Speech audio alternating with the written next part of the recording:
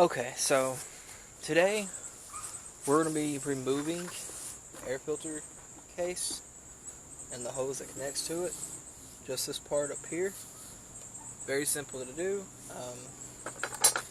So you're going to have 4 screws that look like this. Just use your flathead. You have one here, one on the back side, and one on the back side. Undo all 4 of them, and then it starts to get loose. You're going to have one of these clamps over here on the side. And let's see if I can zoom out. Bring you all over here. And then there it is. So you're going to have a clamp right there.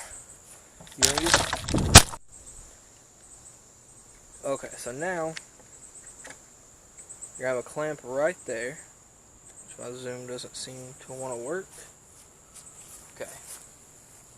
So your clamp's going to be right here. You just use your flathead and loosen it up. Then once it's loose enough, it should just pop right out. You remove that whole piece. Okay, so now let's go back over here. So now that that whole piece is gone, which again, that's how you remove all of that.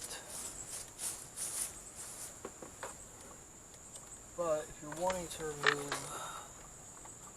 the bottom part, I think it just pops in. Yeah, okay.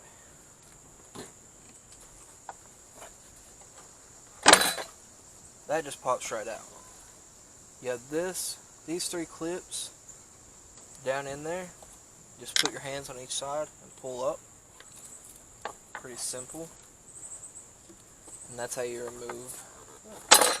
Okay. And if you are working on replacing it, then obviously you get your new one. Make sure it's clean. Put it right there. Push it in. Let me show you what they go into so you kind of get an idea. Okay, so you have this hole, that hole, and that hole. Now that big hole right there is going to line up with this. That's actually going to stick through it. Like that. And there you go. Hope this video helped. If it did, please leave a like rating.